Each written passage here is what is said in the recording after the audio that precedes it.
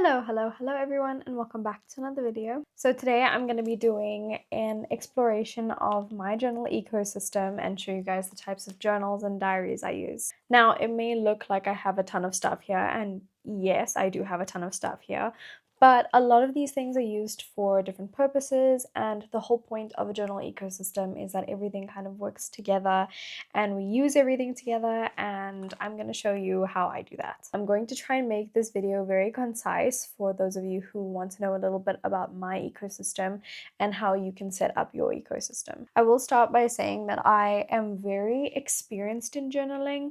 I've been journaling since I was very young, like since I was in primary school, and I used to write about all sorts of things: friends, grades, crushes, issues, you name it. And I kind of developed the idea of writing in a diary into more structured journaling over the years. And recently, through my tertiary studies, I've picked it up again. And this time it's come in different forms. So a lot of the journals we're going to go through today have been opened in the last 6 months. So I did a full journal finish at some point last year, I think somewhere near September. I had finished all of the journals I was using, and everything that is here I have just recently opened and started. And I think it's kind of fitting for the beginning of 2026. I know we're already in February, but it kind of just feels like a fresh start. And there's nothing like opening a new journal. So I think it's best to start with the essentials and my journaling essentials that I carry with me 24/7. These are my fine liners. These are the Pigma Sakura fine liners. I just did a video on them on my TikTok about them being one of my February favorites, and I love them. They're 0.2 millimeters, so they're very thin, and they're perfect for writing in these two journals that I have in here. They're perfect for just carrying around, and they don't bleed through the pages, so I love it. So last year at some point I did a video on my little DIY Louise Common Paper Republic journal, and earlier this year I made a smaller version. So this is a smaller version of it. It is essentially like a B5 size, and the one I originally made was an A5 size, so it was a bit too big, and I kind of wanted the smooth, silky vinyl feel instead of the snakeskin one, but I was smart on this one, guys. I made this one reversible, and I did put these little corners on these, so it was really like a little embellishment and a little bit more effort I put into this one than the previous ones, so I really enjoyed making this one. So inside this one that I recently made is my diary and my Commonplace journal. Now last year you may have also seen I did a 2026 diary show where I had bought a diary for this year, and it was from Typo and it was a very cute theme, but I ended up not using it because it was too big for my handbags and I wanted something slightly smaller. And so that is when I stumbled across this beautiful little piece from Paper Blanks.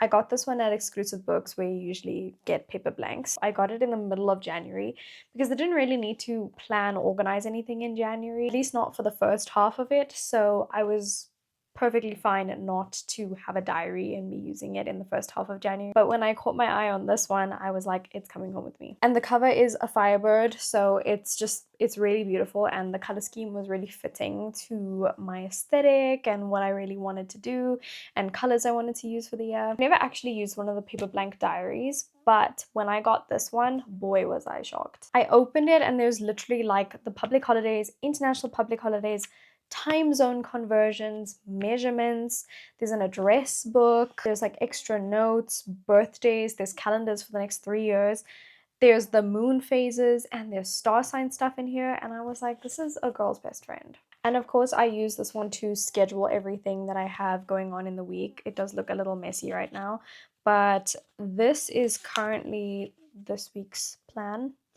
And basically I use this to just schedule in the lessons that I have, content I have to create, and errands that I have to run, and I've really been loving it, especially because of the size. It fits in every single one of my handbags, and so it is just perfect to use. Paper is also like acid free, so it's got this really nice texture to it, and minimal ink will bleed through it when you are using it because it's like a multi-use paper. Of course, a moment for the little pen loop. I got this one at Typo. It's very stylish, and I think I saw it and I was like, it's coming home with me. Of course, I've got a little spare pen attached to it, although I always have a pen in my handbag or wherever I'm carrying something. I just have a pen in here because I don't have a pen attached to the little journal cover, so I think it's nice to just have this one attached. The next book in my little book cover is my Commonplace journal, and this one I briefly showed in my what's in my bag video, and this is a Lynx. I had never actually had a nice journal that was like a B5 size that is like plain paper, and of course acid free, so you can use multimedia on it, so that was great for me. Quite a bit of like content discussion and like a lot of mind mapping, a lot of brainstorming of like content I'm gonna do, some ideas, any notes, anything that is important to me when I'm out of the house and I don't have anything to like solidify an idea with. I just read it in here, and this is like my little trusty idea book. And the crazy thing is that the other day I went to a book sale and I actually found another Paper Blanks book just like this. It was marked down to like less than half price of this, and I didn't believe it. But clearly the people who were selling it either didn't know it was Paper Blanks or it was labeled wrong, or I don't know what it was. But I basically got another one standing in line after this one. And so these are the two that stay in this little journal cover of mine. These ones come with me everywhere, so it's really good that I have them protected, and I have them in this beautiful, you know, snake skin kind of vibe. Oh, and I forgot to mention that yes, I did make this reversible. So the inside is like the plain smooth vinyl, and then on the outside is this like snake skin vibe. And of course, all I need to do is switch the little strings on the inside to the side when I want to change the texture around. And I think that was pretty genius on my part.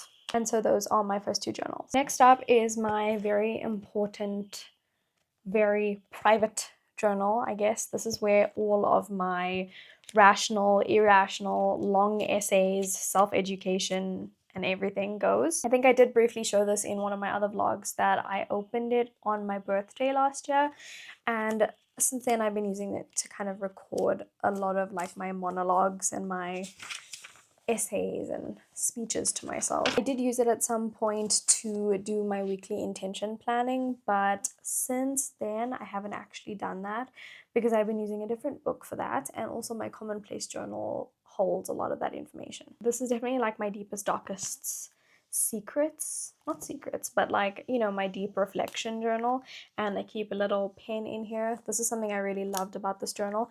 It's from Value Co if anyone is interested, and yeah,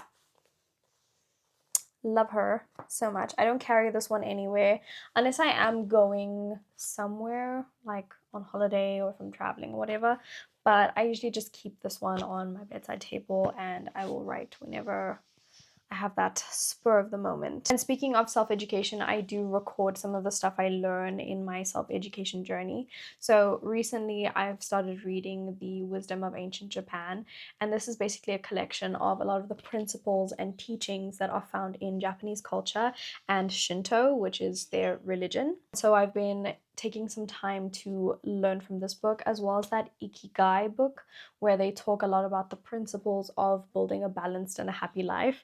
So a lot of the notes that I have will probably go in here because they're very reflective. And so there's a lot of heavy stuff in here. So it is definitely one of my very personal journals, but a favorite. Following that journal is a brand new journal that I got about a week ago. And this one is Learning to Let Go by Meera Lee Patel. And I actually was caught by the cover of it. I had something similar to this 2 years ago, but it was more of a manifestation journal, and I never really finished it because a lot of the templates and a lot of the activities in the book were very repetitive, and I felt like I didn't want to keep repeating certain things. I wanted to kind of have a variation of things I wanted to write about and reflect on, and so this book perfectly captures it. And I've actually been carrying this one around with my diary and my Commonplace because it's become an essential for me. Something I really love about this journal is that you can open any page randomly, and of course there's like an illustration and a quote, and then there's an activity to do,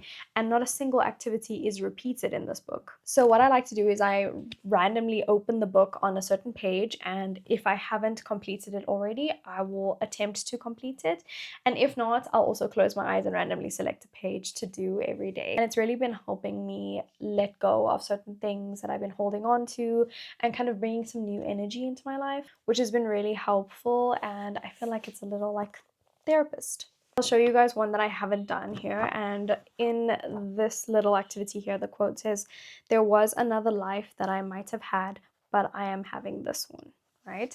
And then the activity on the page next to it is what I thought my life would look like versus what my life looks like. And it's kind of got these two circles where you can write each, and then they like overlap.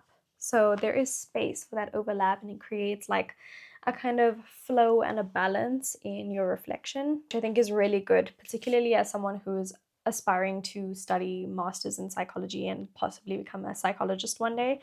I really like this as an approach to some sort of therapeutic practice and things that you can do on your own to do a little bit of reflection and sort of like therapize yourself. And so I'm really grateful that I found this one, and it's really been keeping me busy. And of course, it's beautiful, the colors are nice, and it's very attractive. And so I recommend this one for anyone who wants it. And now my final two journals are kind of like my creative journals, where I do a lot of drawing and ideas and a lot of like recording of memories. The first one we're going to look at is my junk journal. I haven't junk journaled in a really long time because I haven't really been collecting much junk, but in here is a lot of stuff. So I've got like packaging from things that I've bought and receipts and like all of this stuff. And honestly, like, I love this. I have to keep making time to do junk journaling because it takes a while for me to start settling in and actually get into the rhythm of doing it. I need like no disturbance. And so I've captured quite a lot of memories in this one, and I really, really enjoyed doing it. I grew up doing a lot of scrapbooking, so I'm kind of in the habit of junk journaling. I do have a few separate scrapbooks sitting in my cupboard somewhere where I do like my annual scrapbook of the previous year, which is in one of my vlogs. I think I did one in the beginning of 2024 where I basically like replace a lot of the Polaroid photos that I have up on my photo thing above here. And I also scrapbook, you know, and reflect over the previous year. But it's not really a constant journal in my life, so it's more of a scrapbook memory album. So this is my very serious junk journal, the one where I literally put all the junk. And the last one I have here is kind of like a new one, but it's not really a junk journal in a way. It's more of a content slash fashion magazine journal. This is where I'm kind of going to do a lot of my research on the content I'm going to start creating, and if I have an idea about fashion and content and stuff, I really want to record it here so that it's like a manuscript for the posts that I'm going to be making. And it's like a little the book of runway from The Devil Wears Prada. I'm aiming to turn this into that. It's kind of like a mock-up on the content I'm going to create. So far I have been taking like previous Vogue issue magazines that I have and cutting up some of the stuff and putting it in here just for like inspiration. And I kind of think of this one as like a live Pinterest board where I can actually put effort into cutting, pasting, drafting, writing on and in this book. So it's kind of like a little provisional post of mine that I'm going to make. And that is pretty much it for all of the journals that I have. And before I'm going to end today's video, I did want to discuss a little bit of the stationery that I use just as an extra. And something that I did today was shopping, and I don't go stationery shopping anymore because I'm not a student anymore. So when I do go stationery shopping, it's kind of like a little luxury slash procrastination of something. And today I actually needed to head out for a few stationery items that I needed, but I actually caught my eye on some of these and I got more sticky notes. So the first one here is kind of like a weekly planner sticky note, and I love it because it's got like the days and whatever and the goals that you plan to accomplish. And I like this because I'm always making the templates by hand in my journals, and then it's really difficult if they don't fit in my diary.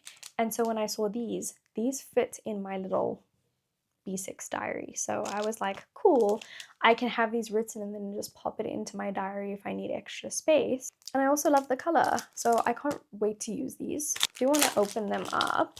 Again, these are from Valueco, and I do believe that this is like 50 sheets, so this is gonna last. They're not sticky, it's like a memo pad, so I have the choice whether to glue them in or not. And I do have that tape glue that I use, so this is gonna be good. The other two that I have are these two plain sticky notes. This is like a dotted one, and this is like a little lined one. You can never go wrong with these types of sticky notes because you're always gonna need them to jot something down. And these two over here are like normal sticky notes. They are sticky at the back, so it's going to be good to use. One thing I did forget to mention is that a lot of the diaries you get from Paper Blanks have these little pockets in the back, so I put a lot of stickers and a lot of stuff in these pockets here to keep, and I think it's a good idea to slot one of these in the back here as well so I can carry sticky notes wherever I'm going. A deep reflection journal also has a very massive pocket in here, and I do have some Polaroids in here, so I'm very excited to use the new stationery and the sticky notes. And as for stationery, when I'm traveling around, obviously use my Pigma fine liners. These I carry in my handbag, and I do carry a plain black pen as well as a fountain pen in my handbag. But when I'm doing my weekly planning, I like to color code stuff, so when I'm doing a weekly planning session, I've got this little pencil case here. I have no idea where it's from. It was given to me.